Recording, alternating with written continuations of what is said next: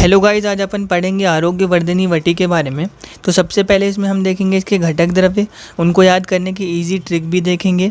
फिर उसके बाद देखेंगे इसमें निर्माण विधि, भावना द्रव्य, मात्रा, अनुपान और इसके मुख्य उपयोग को डिस्कस करेंगे। तो चलिए स्टार्ट करते हैं हम आरोग्यवर्धिनी वटी के बारे में। रस गंधक लोह अभ्र शुल्भ भस्म सम अंश कम त्रिफला द्विगुणा प्रोक्ता त्रिगुणंच शिलाजतु। अब देखिए यहाँ पे रस से पारद को लिया गया है, गंध से गंधक है, लोह अभ्र शुल्भ भस्म यानी कि लोह भस्म, अभ्र भस्म और शुल्भ यानी कि ताम्र भस्म को लिया गया है। सम अंश कम यानी कि इन सभी को, मतलब पारद को, गंधक को, लोह भस्म, अभ्र भस्म और शुल्भ यानी कि ताम्र भस्म को सम अंश कम बराबर मात्रा में लेना है, यानी कि एक भाग लेना है। उसके बाद बात करते हैं त्रिफला द्विगुणा प्रोक्ता। तो त्रिफला में आप सभी को पता है कि आम्लकी, विभीतिकी और हरितिकी आती है।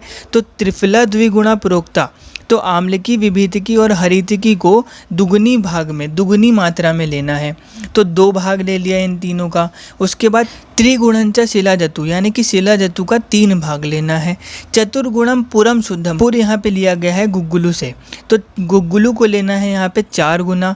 और चित्रमूलम च तत्समम, और चित्रमूल यानी कि एरंड मूल, तत्समम मतलब बराबर मात्रा में लेना है। तो किसके? चतुर्गुणम पुरम के, गुग्गुलु के बराबर मात्रा में चित्रमूल यानी कि एरंड मूल को लेना है। तो 4 भाग इसका भी हो गया।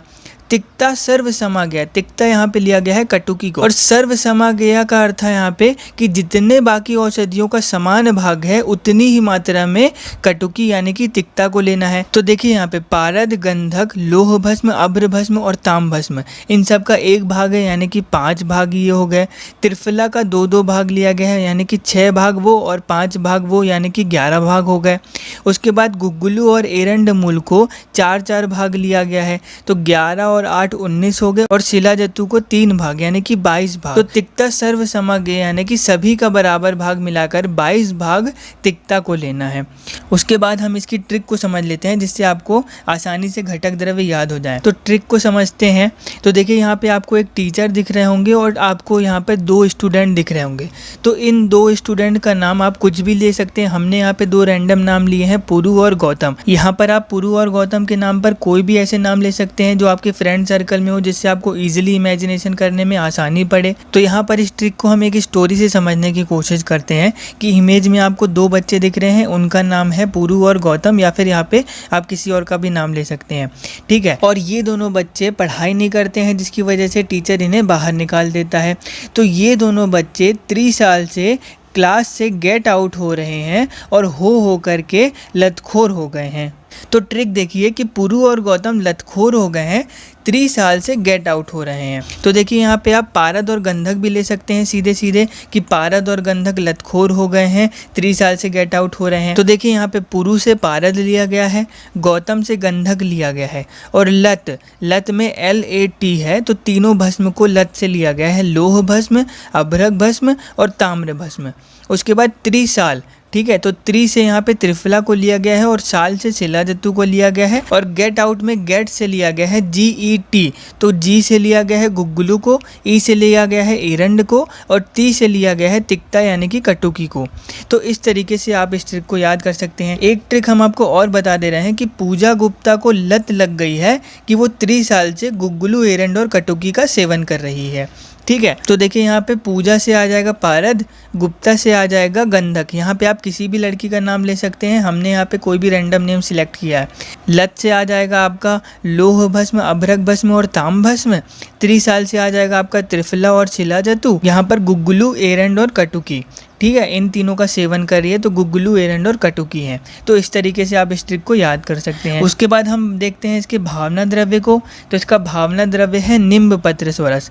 अब इसकी निर्माण विधि की बात करते हैं। तो अगर आपको रस औषधि की सामान्य निर्माण विधि याद है तो आरोग्यवर्धिनी वटी की निर्माण विधि को आप आसानी से समझ सकते हैं। तो देखिए हमने वहाँ पे बात करी थी कि अगर किसी भी रस औषधि के घटक द्रव्य में पारद और गंधक होता है तो सर्वप्रथम उनकी कज्जली बना के प्रयोग किया जाता है। फिर हमने बात करी थी कि अगर ऐसे कोई घटक द्रव्य हैं जिनका मारण अर्थात भस्मीकरण किया जा सकता है तो उन्हें भस्म रूप में प्रयोग करना है। फिर हमने बात करी थी कि अगर घटक द्रव्य में वनस्पतिक द्रव्य हैं तो सबसे पहले हमें उन्हें सूक्ष्म चूर्ण में परिवर्तित करना है, उसके बाद उनका प्रयोग करना है। तो देखिए इसमें सबसे पहले हमने शुद्ध पारद और शुद्ध गंधक की कज्जली बनाई, उसके बाद हमने इसमें लोह, अभ्र और ताम्र भस्म को मिलाकर मर्दन किया। उसके बाद जितनी भी वनस्पतिक द्रव्यों के सूक्ष्म चूर्ण हमने तैयार किए थे उन सबको खल्व यंत्र में डालकर निम्ब पत्र सोरस की भावना दी और उसके बाद हमने 2-2 रत्ती की गोलियां बनाकर कांच के जार में इन्हें सुरक्षित रख लिया। तो इस तरीके से हमने इसकी निर्माण विधि देख ली। उसके बाद बात करते हैं उसकी मात्रा की। तो इसकी मात्रा 250 से लेकर 500 मिलीग्राम तक ली जाती है। अनुपान की बात करेंगे तो अदरक स्वरस, मधु, निम्ब पत्र स्वरस, क्षीर और जल। अनुपान वो होते हैं जो किसी भी औषध द्रव्य के साथ में लिए जाते हैं या उसके पश्चात लिए जाते हैं। तो इन द्रव्यों को अनुपान के रूप में प्रयोग किया जाता है। उसके बाद बात करते हैं हम इसके मुख्य उपयोग की कि किन किन रोगों में ये प्रयुक्त होता है। तो कुष्ठ, जीर्ण ज्वर, मधुमेह, मेदोदोष और यकृत विकार में इसका प्रयोग किया जाता है। Guys, thank you so much for listening. Please like, share and subscribe our YouTube channel Ayurvedic formulation.